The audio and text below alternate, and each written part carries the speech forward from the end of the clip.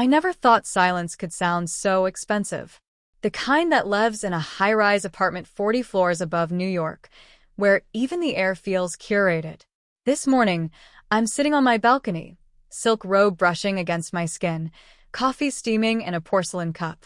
Below me, the city hums like it's chasing something. I stopped chasing a long time ago. My assistant texted about a meeting at 10. My accountant emailed about the investment portfolio. All the noise of a life I built, alone. And I like it that way. Then my phone buzzes again, but this time, it's a name I haven't seen in years. Ethan. My brother. The message is short, careless, like no time has passed. Hey, Lila. Can we talk?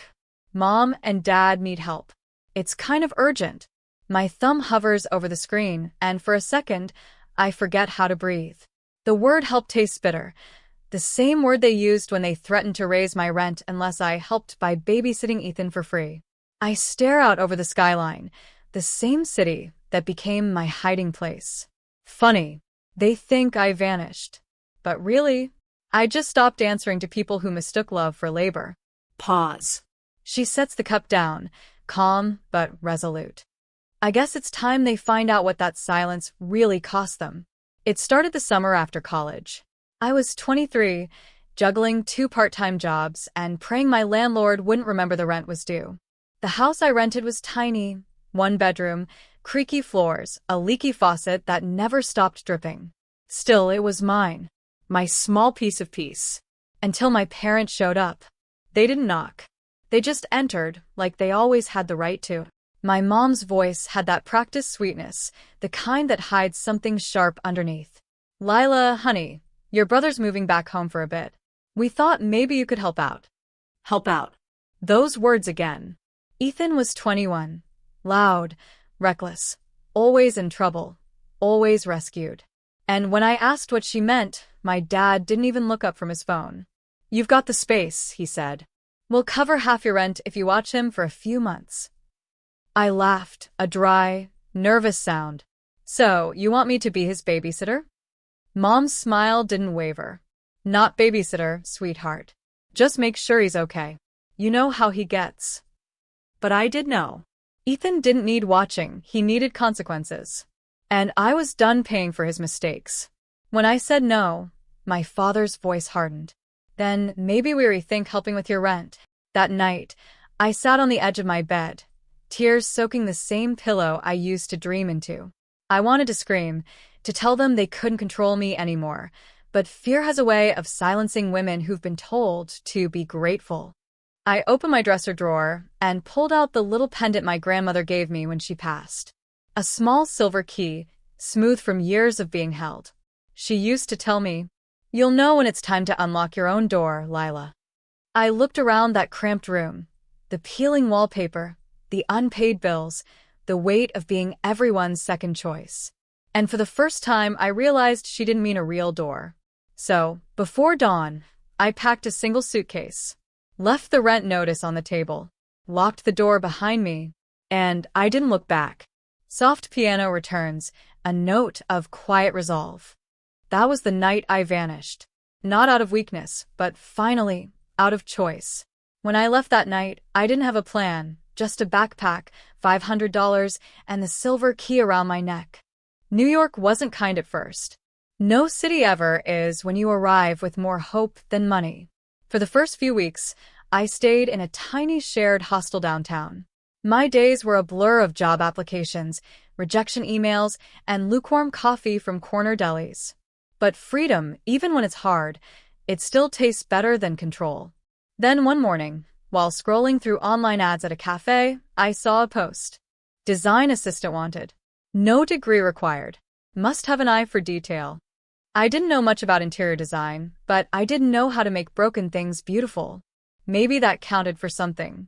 The firm was small, owned by Margaret Lewis, a woman in her 50s who had the kind of grace that came from surviving her own battles.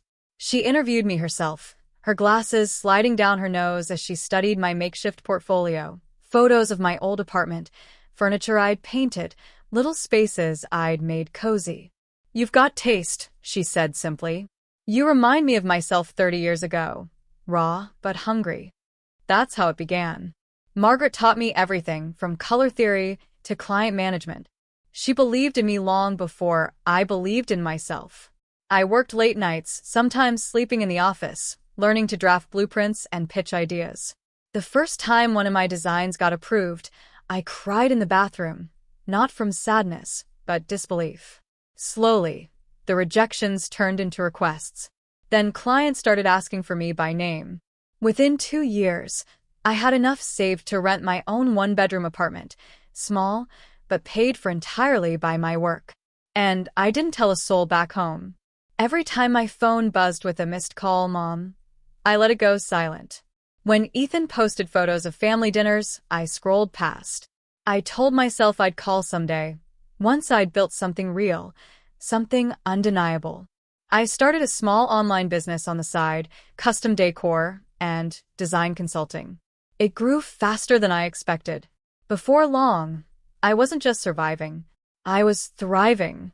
And yet, every night before I fell asleep, I'd touch that little key around my neck, a reminder that I'd unlocked this life with my own hands. Soft piano returns, her voice lower now, thoughtful. I built a world they never thought I could. A life shaped by long nights, silent prayers, and the courage to walk away when everyone said I couldn't. But success has a funny way of circling back to the people who tried to bury you. And mine was about to knock on my door. It happened on a Thursday. I was finalizing a contract with a luxury hotel client when my assistant leaned in and whispered, "There's a family downstairs asking for you. Says it's urgent." I froze. No one called me family anymore. When I walked into the lobby, I saw them, my parents, standing close together like they were bracing for impact, and Ethan, hands shoved into his hoodie pockets, eyes darting everywhere but at me. For a moment, none of us spoke. The air between us felt heavier than the crystal chandelier above. Mom's voice broke the silence. "Lila, you look so different." Different. That word again. I smiled politely, professional. "I should hope so. It's been, 5 years? Dad cleared his throat, trying to reassert control. "We didn't know how to reach you. You changed your number. We heard you were in New York and you needed help." I finished for him. He hesitated, then nodded. "Ethan lost his job. Things have been tight." Ethan finally looked up, his eyes flicking around the space. The polished marble floors. The massive wall of framed design concepts, each stamped Morgan and Lewis Studio. "Wait," he muttered. "You work here?" I let the pause hang, just long enough to let it sting. "No," I said softly. "I own it." The words hung in the air like a revelation, and for the first time in my life, their silence didn't make me small, it made me powerful. Mom's hand went to her mouth. You own this place?" I nodded. "Every wall, every design, every contract that runs through this studio. Margaret retired last year. I bought her out." Ethan gave a low whistle, the kind people make when they realize the person they underestimated now holds all the cards. I motioned toward the conference room. "Come in. Let's talk somewhere private."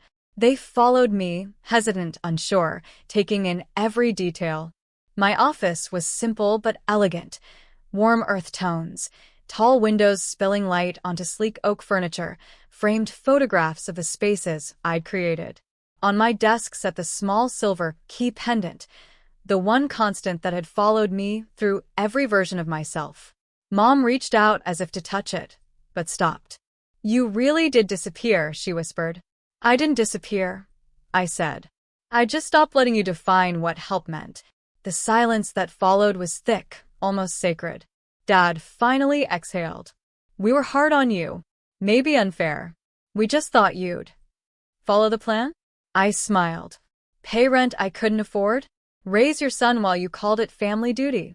Ethan shifted uncomfortably, mumbling something about being stupid back then. For a second, I almost softened. Almost. But then I remembered every night I cried myself to sleep while they called me ungrateful. "You thought I was weak," I said quietly. "But you were wrong. You didn't raise a caretaker, Dad. You raised a survivor." They looked around again, the reality sinking in. The framed awards, the small touches of luxury, the quiet proof of who I'd become. No shouting, no revenge speech.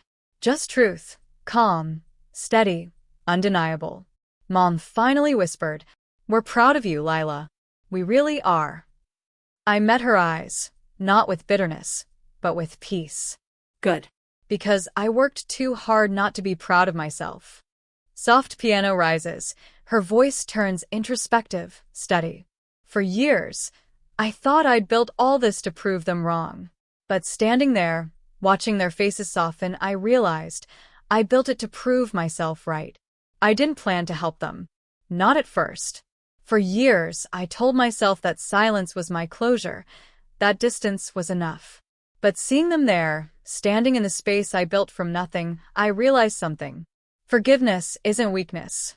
It's control, reclaimed. So, I took a slow sip of coffee, leaned back in my chair, and said, "Let's talk about what help looks like this time." Ethan shifted in his seat. "You mean like a loan or something?" "No," I said. "Like accountability." I turned to him first. "You've spent years coasting on second chances, Ethan. You want my help? Fine. You'll earn it. I'll hire you entry-level at one of my design warehouses in Brooklyn." His mouth fell open. "What? You want me to work for you?" "No," I corrected gently. "I want you to learn from me. Big difference." He scoffed, but the defiance didn't last long. Even he could feel it, the shift. The sister he used to dismiss was now the woman signing his paychecks. Then I turned to my parents. Mom looked smaller somehow, the way people do when they've run out of defenses. "I'll cover your rent for 6 months," I said softly. "After that, you'll need to manage it on your own. But there are conditions." Dad frowned. "Conditions?" "Yes. You stop treating Ethan like a child. You stop using guilt as a leash. And you stop calling me only when you need something." Mom's eyes welled up. "Lila, we didn't know we hurt you that much." "You didn't have to know," I said gently. "You just had to listen. And you never did." I could feel the words landing, not as punishment, but as truth. For once, they weren't seeing me as their daughter to manage. They were seeing me as a woman who had built her own boundaries and refused to apologize for them. "This isn't revenge," I said quietly. "It's real help, the kind that teaches responsibility. You wanted me to take care of everyone. Well, now I'm asking you to take care of yourselves." Silence filled the room. Heavy, but healing. Ethan finally nodded, voice low. "Okay, I'll take the job." Mom wiped a tear. "And we'll do better. We will." I smiled, not coldly, not triumphantly, but softly. That's all I ever wanted. Music shifts, lighter now, hopeful but steady. We talked a while longer. About logistics, about their lives, about mine. For the first time in years, there was honesty, raw and uncomfortable, but real. When they left, my office felt quiet again. But it wasn't empty. It was peaceful. I'd given them conditions not out of spite, but out of love, the kind that finally had boundaries. Because loving people doesn't mean letting them use you. Sometimes love is just the courage to say, "This time, we do it my way." It's been 6 months since that day. Sometimes, I still wake up expecting the chaos, the guilt, the noise of old expectations. But instead, I wake to quiet. The kind of quiet that isn't loneliness anymore, it's freedom. Ethan kept his word. He shows up early at the Brooklyn warehouse now, sketching layouts, asking real questions, learning. The first paycheck he earned, he sent me a photo, a small handwritten note that said, "I get it now." My parents downsized to a smaller house in upstate New York. They call sometimes not to ask for things but just to talk. My mother tells me about the garden she started. My father asks how business is. And for the first time, I answer without the weight of resentment. It's not perfect. Healing rarely is. But it's honest. Last night after dinner, I walked out onto my balcony, the same spot where this all began. The city stretched beneath me, lights shimmering like promises kept. I held the silver key pendant in my hand, running my thumb over the edges until it warmed against my skin. Grandma's words echoed in my mind. You'll know when it's time to unlock your own door. I smiled because I finally understood. That door was never a place. It was me. Soft piano rises, emotional crescendo building toward the final line. Every woman I've ever met has a version of my story, a moment when she realized no one was coming to save her. And that's when the real story begins. They once told me I couldn't make it without them. They threatened, manipulated, tried to make me smaller. But I walked away, built my own name, my own peace, my own life. Now, when I think back to that girl packing her suitcase before dawn, I don't see fear anymore. I see the start of everything I was meant to become. Pause, soft, confident breath before the last line. They thought I vanished. But the truth is, I just unlocked the life they never believed I could live.